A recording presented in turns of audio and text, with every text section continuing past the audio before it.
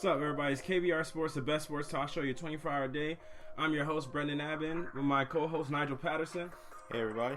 Nigel, what's going on, brother? How you doing, man? I'm straight. How you been? I'm good, man. I'm good. Had a great Super Bowl weekend. Got a lot of things to talk about for today's show, man. That Super Bowl was wild. It was crazy. Didn't go how most people probably expected it, at least in the first half, and then trending towards the second half. But first, let me say, remember everybody, make sure you guys follow and subscribe to the KBR Sports Podcast on Rabble TV, Spreaker, YouTube, SoundCloud, and iTunes. Also, don't forget to follow KBR Sports on Twitter at KBR_sports, where we tweet the live link prior to every show, where we also tweet our show topics as well. And don't forget, you guys can also call in and join in our discussion at 571-991-0566. Once again, the number is 571-0566. But yeah, obviously it was a great sports weekend. And before I get everything kicked off, I forgot our comic book segment part, where we give a random comic book fact, and then it's you all's job to tell us if you believe it's true or false, and we give the answer to you guys in the next segment. So, random fact. Look, guys, remember, you guys can call in and let us know at 571-991-0566 if you guys believe it's true or false.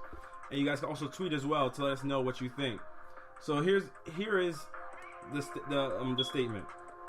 Killer Croc worked at Gotham Circus, where he was paid to wrestle alligators, but his boss kept most of the money he promised to Croc.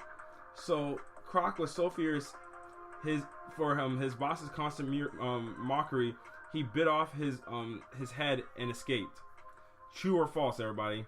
So now, Nigel, getting to the meat and bones of the conversation of today. New England Patriots, bro, 5-time champions. Mm-hmm. Bill Belichick, Tom Brady, they're 5-time champions together. Nigel, man, I mean, I don't know what else to say, but are these guys the best quarterback and coach to ever play the game of football or play in the NFL?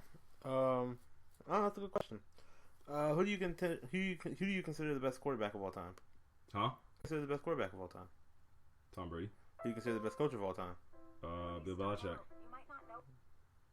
Seems like you have your answer then. I didn't ask for my answer. I asked for yours. I think at this point it's pretty much consensus that I've said multiple times Tom Brady's the best quarterback of all time. I said Bill Belichick's the best coach of all time, even before the Super Bowl. So I mean, it's not why is it going to change because they won. So no, I still think it's the same thing. I still think they're the best coach in tandem. I mean, do you think that Bill Walsh, and Joe Montana have an argument here? No. You don't think they have an argument? No, I mean, unless people want to go the route of saying the undefeated thing, but even that in itself, I mean, if you want to tell me every person that loses, I think especially in the sport of football, it's a greater accomplishment to make it to the Super Bowl than to be undefeated. So, I think they get the nod for being the greatest, just because of the fact that one, it's been a reign of dominance that's been continuous for a decade and a half. So it's just pretty much nobody's been able to rival what they've done. We've never seen a dynasty like this. Most times if a team was able to win the Super Bowl like this or be competitive, they did it in a contained amount of time. Then the team broke up or something like that, and then they sucked for some years. Then another team came along and won the Super Bowls as well. But these guys have done it for over the course of a decade and a half. And people can say whatever they want. They can say that the Patriots are cheaters or whatever. Because some people, that's the argument some people will use. Oh yeah, the Patriots had to cheat. I know Spygate's the most luring cheating thing that they did.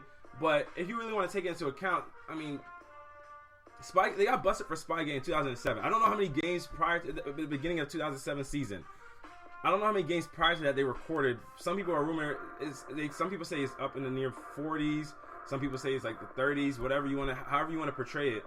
But if they got busted at the beginning of the 2007 season, but then still went undefeated that season, I mean, how much was Spygate really helping them? If they went undefeated, the only team they lost to was the Giants all that year. Then people want to talk about, Deflategate, some deflated footballs. Well, last time I checked, when they played the Seattle Seahawks, their footballs were inflated into regulation.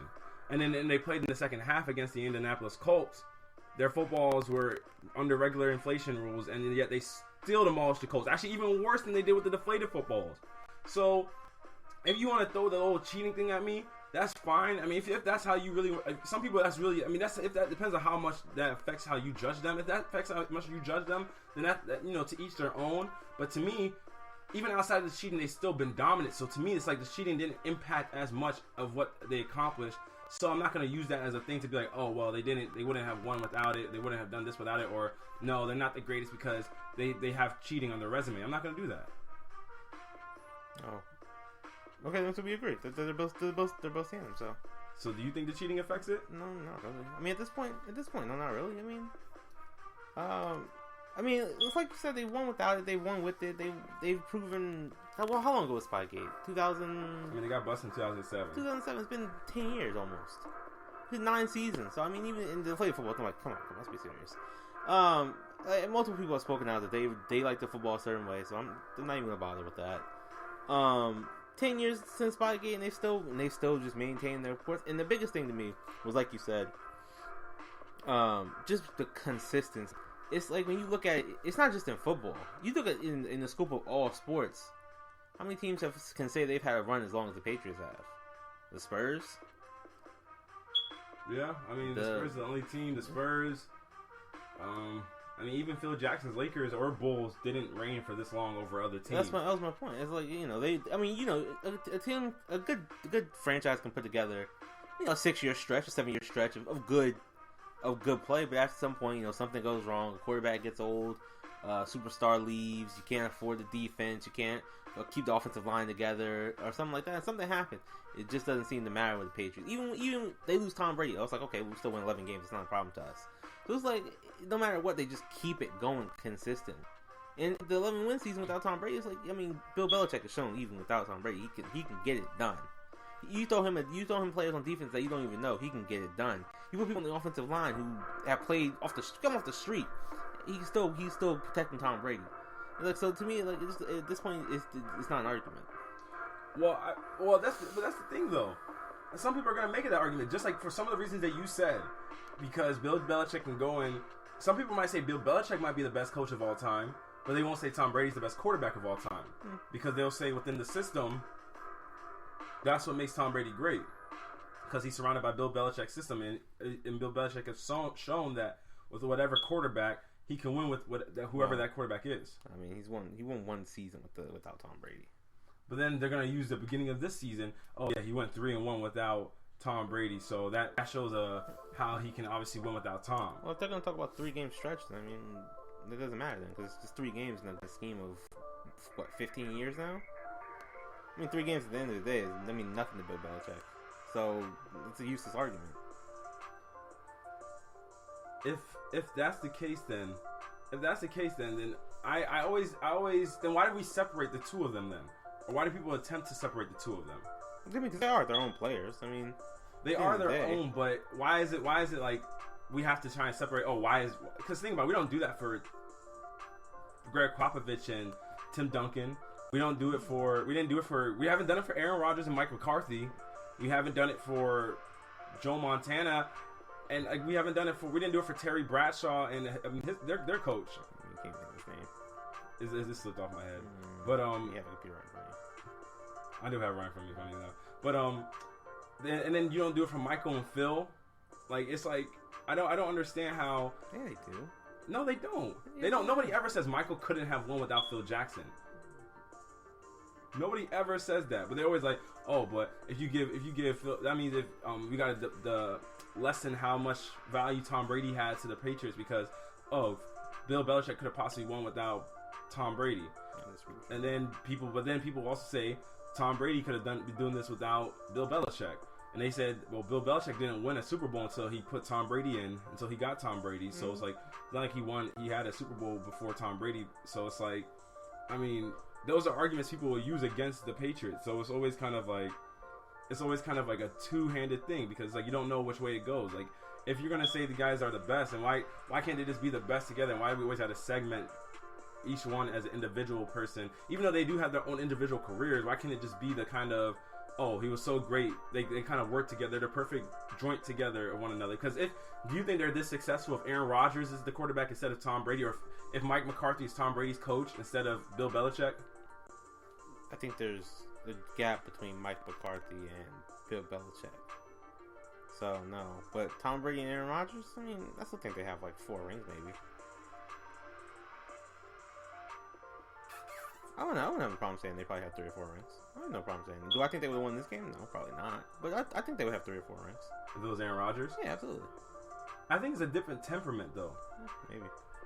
It's a different person. It's a different kind of the way the team works and it kind of flows with each other is different than how because with Tom Brady came in with if you ask people about Tom Brady how he is, he's such a perfectionist and everything that his attitude permeates to the rest of the team, sort of thing. Not to say Aaron Rodgers doesn't, but I don't know if Aaron Rodgers would have been, because Tom Brady was also still humbled by the fact that he was a 6th round pick. Whereas Aaron Rodgers isn't susceptible to that same kind of feeling.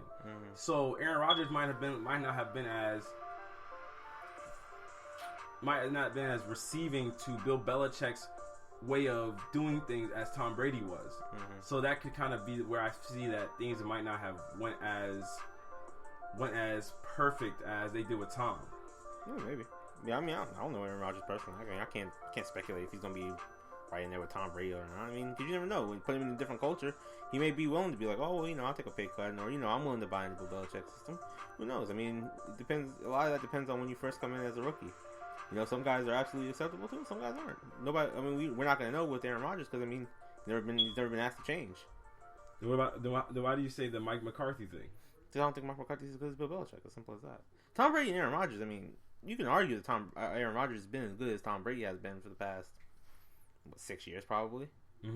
But you can't argue that Mike McCarthy is as good as Bill Belichick. There's just no argument that.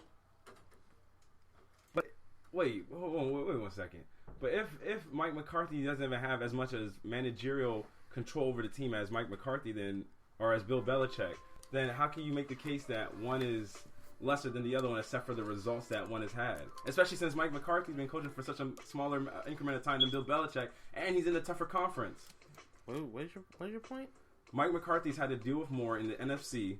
He's in a tougher conference. Okay, he's been coaching for less time than Bill Belichick. Yes, he has. Yeah, so then how do you know that he would be worse if he was in the same situation Bill Belichick is in? No, I said he is worse. That's why I said it's not really just an argument. That's what I'm saying. How would you know he would be worse? Because he's worse right now. But he's in the tougher conference. Do you think he's better than Bill Belichick? No. All right, then. There's your point. But the only reason I think he's not better than Bill Belichick is because of the results. It's because of the fact that how they are right now, how they're standing right now. But I'm saying how do I know if Aaron Rodgers better than Tom Brady? That can be argued. It can be argued on the same premise of Mike McCarthy and Bill Belichick. Make an argument for me right now. Bill Belichick, he's better than Bill Belichick. Make an argument for me. Nigel, he has a ring. He's won in a tougher conference. He's won in the NFC, which is the tougher conference. Yes. That's literally the argument I have. What is the argument for Aaron Rodgers? Aaron Rodgers, he's put up better numbers arguably than Tom Brady has. And he put up better numbers than, first of all, that's like saying, if Mike McCarthy had put up better numbers than Bill Belichick had so far.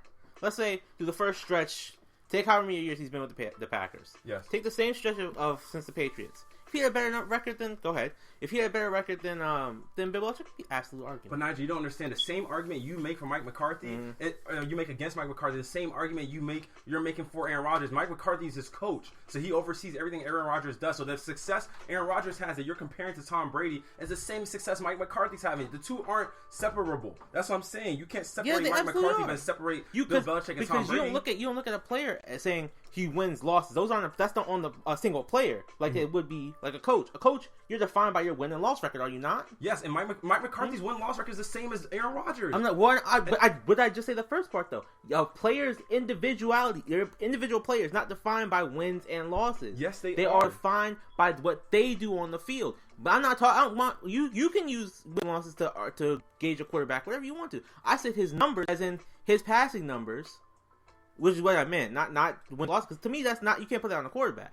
That's on a head coach, though. If you want to use that argument for a head coach, you're absolutely valid because that's how you judge them. So if Mike McCarthy oversees a number 1 offense or a number 2 or 3 ranked offense, that doesn't go towards his resume? Yes, it does. That's part of the whole thing. Everything is included, offense and defense. Yes, if it goes towards the wins and losses, yes, it's on him. But Aaron Rodgers, you judge him just based on his numbers. And I'm saying if Mike McCarthy is headed an offensive attack that's been led by along with Aaron Rodgers, how he doesn't get credit for that, but Bill Belichick gets credit on the other side, and Mite McCarthy. It's the same. Let me read you Mike McCarthy's record. Go ahead.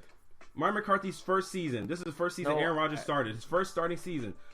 These are Mark McCarthy's records: 8-8, 13-3, 6-10, 11-5, 10-6, 15-1, 11-5, 8-7, 12-4, 10-6, 10-6. He's in a tougher conference. Once again, I said compare that to Bill Belichick. That's all I said. And I'm saying they're comparable, but Bill Belichick's in an easier conference. In the NFC, who do you have in the NFC? You have the Seahawks, you have the Panthers, you have the Falcons, you have the Cardinals. But those teams all haven't been great at the same time. Nigel, but who in the AFC has been great? Apart from, don't give me a team that doesn't have Peyton Manning on it. Who in the AFC? Why? Why can I not give you a team with Peyton Manning on it? I'm telling you, that's the only team that's been beating the Patriots. Who else has beat the Patriots? It doesn't matter. You said who was great. You didn't say who beat the Denver Patriots. Broncos. That's it. I'm sorry, guys. It's Denver Broncos.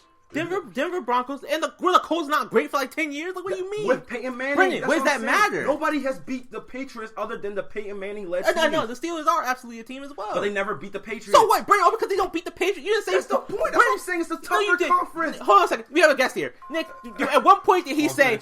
No, shut up. At what point did he say... At what point... No, make your point, what point did he say... Every great team that has beat the Patriots. Did he say that at any point in time? I said they're in the tougher conference. No. Yeah, and I named two teams. I'm saying, but obviously, if the only team that can... Obviously, if nobody in that conference can beat you, nobody in that conference is even come close to your comparable. The only person that's come close is Peyton Manning. You can't be great unless you beat a team. I mean, obviously, if you couldn't beat Michael Jordan, that means you weren't better than Michael Jordan. You weren't going to be greater than Michael Jordan. But that's not what you asked me. Saying? Who's the only other quarterback in the AFC that's comparable to Tom Brady? But that's not what you asked me. You asked me a question and then say answer a different question instead. What? How am I asking you? You said, Brent. You said, Nigel, name a great team. Okay, Nigel, list me all the AFC top competition for Tom Brady in the AFC. Tell me that for the Patriots. Go ahead, give me 1 second. What do you? Okay, NFC, Seahawks. Seahawks, Vikings. If we're talking about over the course of 15 years, we're not going to name teams for days. I can just name every great team that won 11 games that season. What? Like, I don't understand. No, but I'm saying there's more consistency in the NFC than there is in the AFC. In the AFC, you can literally only give me two consistently great teams: the Pittsburgh Steelers and whatever team Peyton Manning was on. Other than that, there's no other great teams that have been consistently great in the AFC. Didn't the Seahawks make the playoffs at like 9-7, like a year right before Pete Carroll came there? Yes, they did. Yeah, but that's not consistent. No, but I'm saying that's the Seahawks have been consistent. You said the Panthers as well. The Seahawks, you're ignoring the fact that the Seahawks were literally in the Super Bowl a few years before that. They were. Yeah. So I'm saying that even if they got in at 9-7, then the Giants beat the Patriots getting into the playoffs at 9-7. And who did they come out of? The NFC. That's not a great team. 9-7 is not a great team. Like, what do you mean? But they got there. But they were good enough to beat the other teams in the NFC. Who was the 9-7 team in the AFC? The Texans, right? What happened to them? They lost to the Patriots.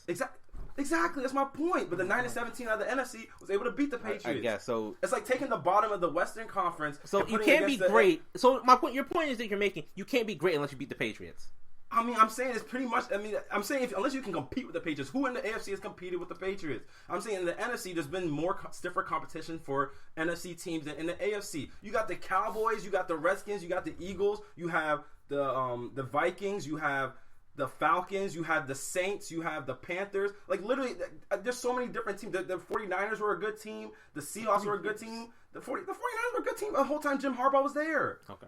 And they got to the Super Bowl. Okay. They're not a good team now, but, I mean, that's what I'm saying. If you look in the AFC, there's good teams now, but there's only the Raiders, the Broncos, the Chiefs, the Steelers, and after that, where are we going to? I mean, the Colts. The Ravens were just in the Super Bowl.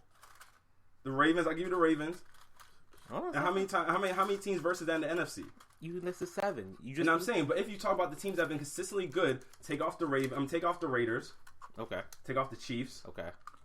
After that, we're at the Broncos, and that's why I said the only teams led by Peyton Manning will have been. What does it matter if they were led by Peyton Manning? It's still a team. No, but I'm telling you, that means only one other team is there, Nigel. That's my point. There's not enough depth in the AFC. It's just like saying only one team can compete with LeBron James in the Eastern Conference. If one team is going to compete with LeBron, that's why LeBron James pretty much gets a cakewalk to the finals every year, because nobody's going to compete with them in the AFC or in the Eastern Conference. All right, y'all. I'm going to wrap up that topic and go on to our next topic. We're just going to give our general recap of the Super Bowl. We're going to bring on a special guest for that next topic, and also we're going to give our comic book answer on the next segment. Remember, you guys, after you end the segment, refresh the page after about 20 to 30 seconds. The live link will disappear, but it will appear right back after about 20 seconds, y'all. Stay tuned, everybody. It's KBR Sports, the best sports talk show your 24-hour day.